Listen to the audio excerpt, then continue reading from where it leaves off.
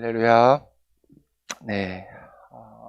함께 모여서 예배하지 못한 지가 오늘까지 3주차입니다. 또 4단계가 연장이 되어서 2주나 더 비대면으로 예배해야 하고요. 담임 목사로서 마음이 매우 아프고 답답하고 아쉽지만 어디에나 계시는 하나님의 은혜와 평강이 여러분들에게 가득 넘치기를 간절히 축복합니다. 집에서 예배하는 게 집중이 잘 안 되고 또 예배하는 것 같지 않을 수 있지만 여러분, 우리 진리의 말씀이신 예수님과 하나님의 영이신 성령님을 의지하여 예배합시다. 영과 진리로 예배한다는 것은 바로 이것입니다. 예수님을 의지하고 성령님의 도우심으로 예배하는 것이요.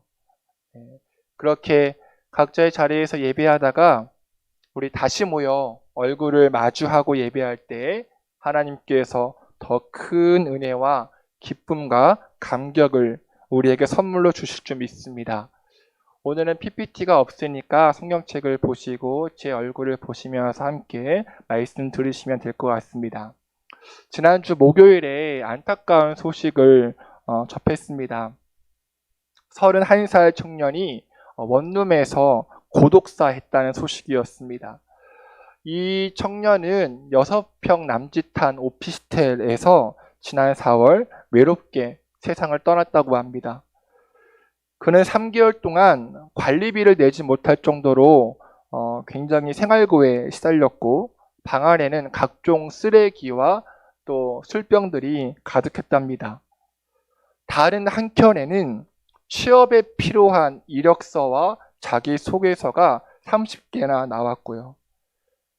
그 청년의 부모님은 무너지는 가슴을 붙잡으며 이렇게 말했답니다. 우리가 잘 살았으면 아들이 이렇게 떠나지는 않았을 것입니다.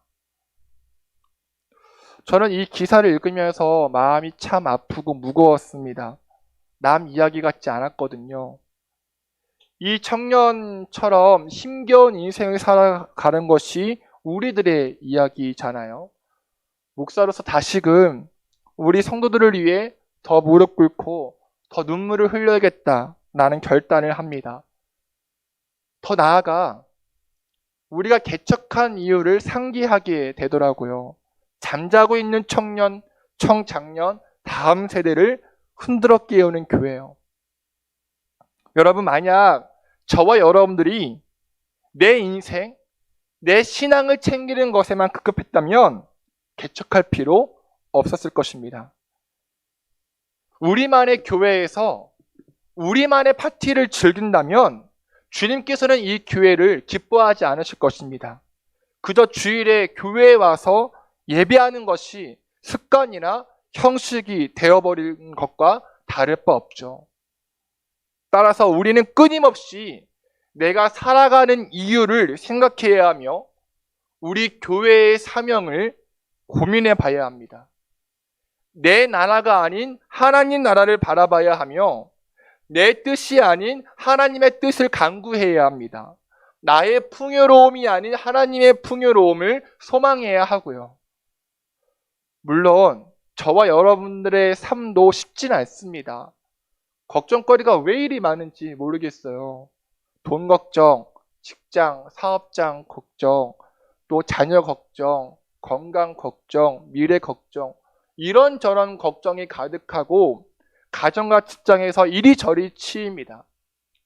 1년 6개월 동안 지속된 이 코로나19는 우리의 삶을 더 옥죄고 손발을 다 묶어 놓았고요.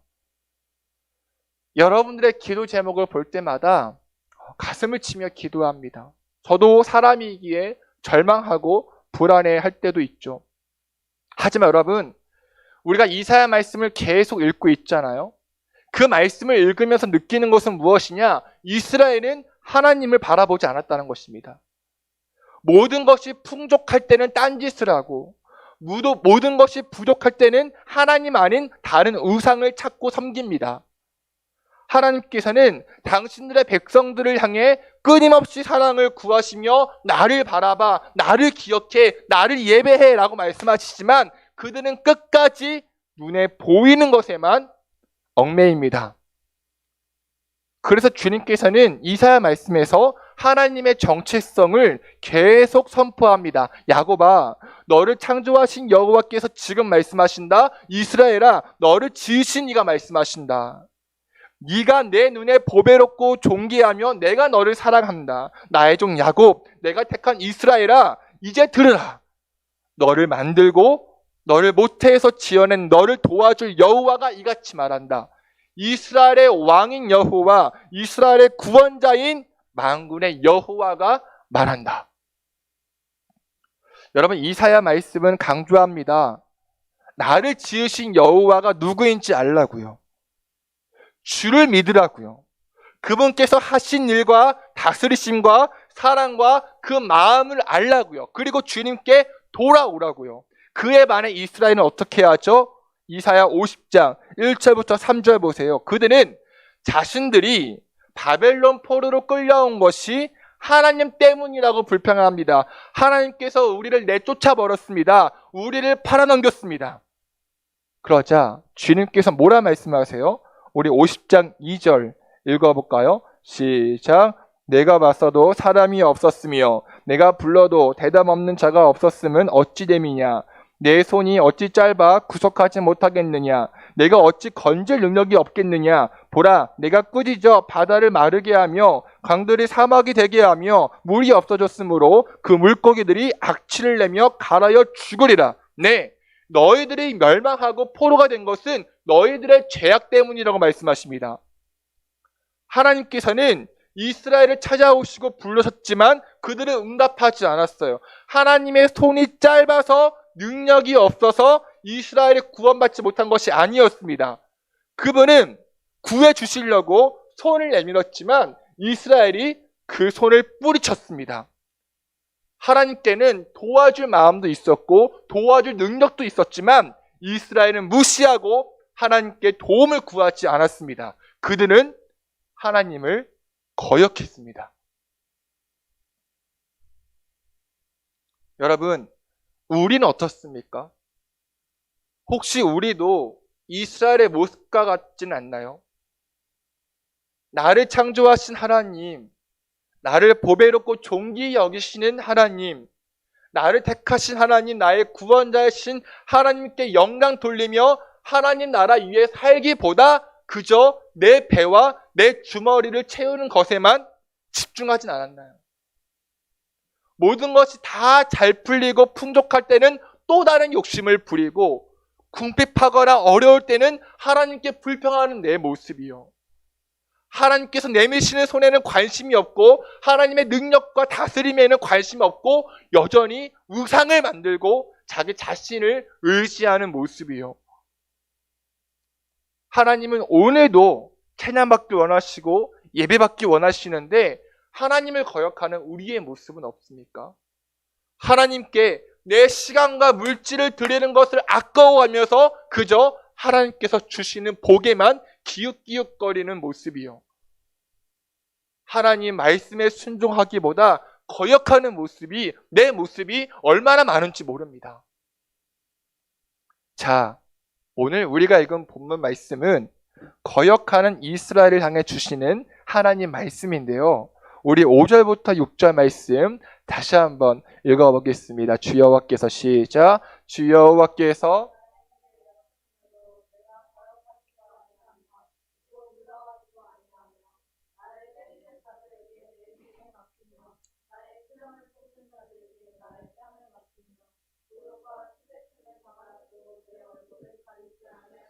아멘. 여러분, 오늘 우리가 읽은 말씀은 여호와의 종의 노래인데요.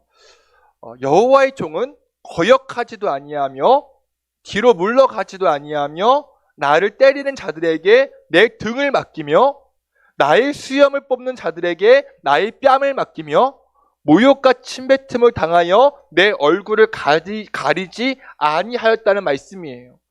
여러분, 우리가 이 구약의 이사야 말씀을 읽을 때 어떤 장면이 떠오르죠? 어떤 장면이 떠오르세요? 예수님께서 십자가에 못 박히시기 전에 모욕과 멸시를 당하시는 장면이 떠오르셔야 돼요. 떠오르잖아요. 왜냐하면 구약의 이사야 말씀이 예수님을 통해 성취되었으니까요. 그 말씀이 예수님이니까요. 자, 예수님께서는 거역하지 않으십니다. 누구한테요? 하나님한테요. 하나님께 거역하지 않으시고 뒤로 물러가지 않으며 하나님 말씀에 순종하세요. 어떤 말씀이요? 고난을 받고 십자가에 가서 죽어라. 이 말씀에 거역하지 않으십니다. 그 말씀에 순종하여 자신의 등을 때리는 자들에게 보이시며 자신의 뺨을 수염을 뽑는 자들에게 맡기십니다. 모욕과 침뱉음을 당해도 얼굴을 가리지 않으십니다. 그런데 여러분, 저는 다음 구절을 읽으면서 고난을 받는 동안 아무 말씀 없으셨던 예수님의 그 속마음이 들리더라고요. 우리 7절부터 8절 읽어보겠습니다. 주 여호와께서 시작. 주 여호와께서 나를 도우심으로 내가 부끄러워하지 아니하고 내 얼굴을 부싯돌같이 굳게 하였으므로 내가 수치를 당하지 아니할 줄 아노라. 나를 이롭다 하시는 이가 가까이 계시니 나와 다툴 자가 누구냐? 설지어다. 나의 대적인 누구냐? 내게 가까이 나올지어다. 아멘. 여러분, 예수님께서 뺨을 맞고 채찍을 받고 모욕을 당하는 순간 무슨 생각을 했을까요? 무슨 생각이요? 네, 하나님께서 나를 도우신다. 그러니 내가 부끄러워하지 않는다. 주님께서 내 얼굴을 돌같이 굳게 하셨으니 내가 수치를 당하는 줄 모른다. 나를 의롭다 하시는 주님께서 나와 함께 하신다. 그러니 나와 다툴 자가 없다. 나의 대적인 누구냐? 아무도 없다. 라는 그런 생각을 수없이 마음속으로 선포하며 그 모진 고난과 고통을 당하셨다는 것이죠. 그럼 주님께서는 왜 이런 수모를 당하셨을까요? 하나님께 거역하지 않는 순종의 본을 보이시기 위해서요.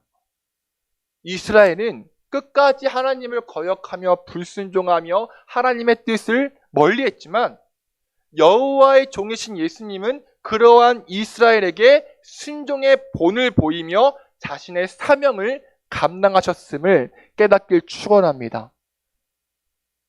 사랑하는 부천 주의나라교회 여러분, 우리는 하나님께 순종하는 사람인가요? 예수님 믿는다고 하고 예수님 위에 살겠다고 하면서 여전히 나에게만 몰두하진 않나요? 저도 수요일에 교회에 남아서 기도하는데요. 십자가를 붙들고 예수의 길을 걷겠다고 수없이 결단했지만 여전히 그 십자가를 팔아 호의호식하는 내 모습이 정말 역겹더라고요. 주의 나라와 청년과 청장년과 다음 세대를 위해 무엇을 할지 고민하기보다 감정과 상황에 휘둘리는 내 모습이 처량하고요. 예수님께서는 나를 위해 뺨을 맞고 채찍을 맞고 모욕을 당하시며 죽으셨는데 그 은혜와 사랑을 잊어버리고 살아가는 내 모습에 주님께 참으로 죄송한 마음이 들더라고요. 여러분들은 어떻습니까? 여러분들은 예수님의 사람입니까? 예수님께서 여러분들을 위해 십자가에 달려 죽으신 그 사랑과 은혜가 여전히 기쁘고 여전히 감격스럽습니까? 그저께 팀장님들과 독서 나눔을 했는데요. 함께 나눈 책 위조된 각인에 이런 글귀가 있더라고요. 잘 들어보세요. 얼마나 많은 사람이 자기 죄의 심각성을 깨닫지도 않고 예수의 죽음에 감격하지도 않고 그 문으로 들어가는 결단도 하지 않고 이러한 과정을 건너뛰거나 미룬 채 교회에 다니면서 종교 생활만 하는지 모릅니다. 여러분, 우리는 코로나19라는 어려운 상황 속에서도 결코 잊어서는 안 됩니다. 예수님께서 이 땅에 오신 이유를요. 예수님께서 십자가에 달려 죽으신 그 이유를, 그 은혜와 사랑을 결코 잊어서는 안 됩니다. 그 그 복음을 우리의 마음과 삶에 새기고 우리에게 순종의 본을 보이신 예수님처럼 우리도 하나님 말씀에 순종하며 맡겨진 사명을 감당해야 합니다. 사랑의 교회를 섬기셨던 오카는 목사님은 이렇게 말합니다. 정말로 두려워할 것은 고통이 아니다. 고통이 아니다. 그것을 물리쳐 주실 하나님을 잊어버리는 영적 무지다. 이걸 두려워한다. 그럼 마지막으로 우리가 또 우리 교회가 예수님같이 순종하고 맡겨주신 사명을 감당하기 위해선 어떻게 해야 할까요? 우리 4절 읽어보겠습니다. 4절입니다. 시작. 주 여호와께서 학자들의 혀를 내게 주사 나로 공고한 자를 말로 어떻게 도와줄 줄을 알게 하시고 아침마다 깨우치시되 나의 귀를 깨우치사 학자들 같이 알아듣게 하시도다. 아멘. 자, 여기서 학자란 누군가를 가르치는 선생이란 의미가 아니라 가르침을 받는 자들이란 뜻으로 이해해야 합니다. 따라서 주 여호와께서 학자들의 혀를 내게 주었다라는 말은 무슨 뜻이죠? 스승이신 여호와께 가르침을 받아 제자와 같이 말할 수 있게 되었다라는 의미예요. 그런데 스승이신 하나님께서 아침마다 깨우치신대요. 반대로 말하면 제자는 스승에게 매일 아침마다 가르침을 받는다는 말입니다. 또 여호와께서 나의 귀를 깨우치사 학자들 같이 알아듣게 하셨다라는 말은 나의 귀를 열어주셔서 하나님의 말씀을 듣고 순종할 수 있게 해주셨다라는 것이죠. 결국 예수님께서 하나님께 순종할 수 있었던 근본적인 비결은 무엇이냐? 매일 하나님과 교제하는 것입니다. 제자가 스승과 함께 거하며 가르침 받는 것처럼 하나님 안에 거하며 말씀을 듣고 배우는 것입니다. 중요한 것은 하나님 안에 거하며 말씀을 듣고 배우는 것으로 끝나는 것이 아니라 곤고한 자들을 도와야 합니다. 여기서 곤고한 자라 이따 세리머니 시간에 나누겠지만 10절에 기록된 것처럼 흑암 중에 행하여 빛이 없는 자입니다. 희망을 잃어버린 체념과 절망의 상태죠. 앞서 언급한 31살의 고독사한 그 청년이 이런 사람 아닌가요? 제 주변에도 이런 사람 꽤 있더라고요. 우리는 희망을 잃고 체념한 사람들에게 알려줘야 합니다. 빛이 있어. 희망이 있어. 해결 방법이 있어. 그건 바로 예수 그리스도야. 십자가에 달려 죽으신 예수님이 우리의 소망이고 우리의 빛이고 우리의 구원이야 라는 것을 선포해야 합니다. 아멘이신가요? 이것이 먼저 믿은 우리들의 사명이며 우리 교회의 사명이고 우리가 거역하지 말아야 할 사명임을 믿으시기 바랍니다. 말씀을 정리합니다. 여러분, 우린 다시 십자가를 바라봐야 합니다. 예수님께서 뺨을 맞고 매를 맞고 주먹을 맞으십니다. 침을 맞고 모욕을 당하십니다.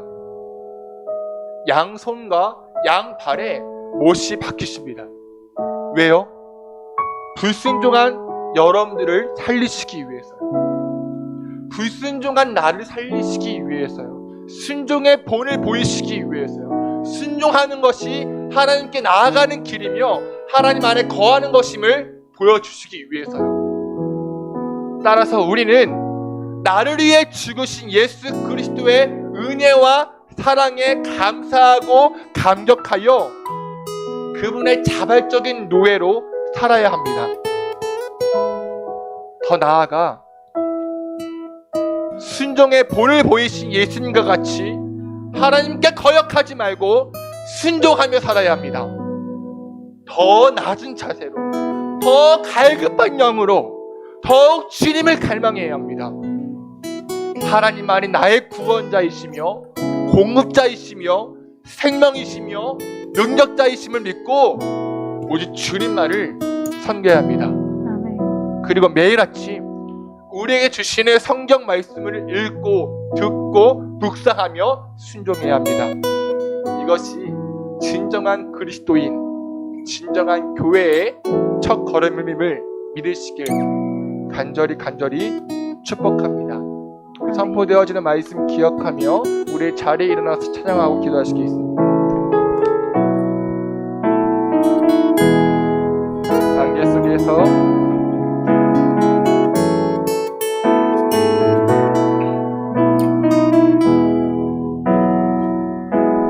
안개 속에서 주님을 보내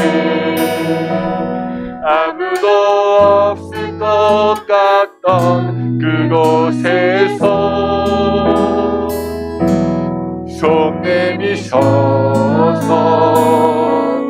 나를 붙드네 길 잃고 쓰러져 가던 그곳에 우리 한 번 더 고백하시겠습니다. 안개 속에서 주님을 보내 아무도 없을 것 같던 그곳에서 손 내미셔서 나를 붙드네 길 잃고 쓰러져 가던 그곳에서 주 말씀하시네 내 손 잡으라고 내가 곧 길이요 진리 생명이니 나 그 길을 보내 주 예비하신 곳 다른 길로 돌아서지 예수의 길 그 좁은 길 나는 건네 주 손 잡고 그들 얻고 두렵지 않네 주님 주신 약속 내게 있으니 세상의 길 그 험한 길 승리하네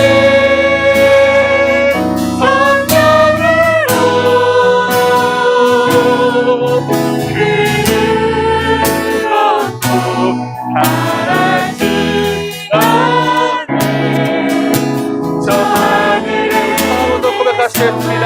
안개 속에서 우리 마음 다해 고백하시겠습니다. 안개 속에서 주님을 보내 아무도 없을 것 같던 그곳에서 손 내미셔서 나를 붙드네 길고 쓰러져 가던 그곳에서 주 말씀하시네 내 손 잡으라고 내가 곧 길이요 진리 생명이니 나 그 길을 보내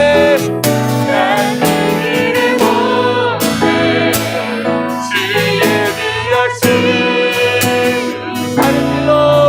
다른 길로 돌아서지 않으리 아멘 선포합니다. 예수의 길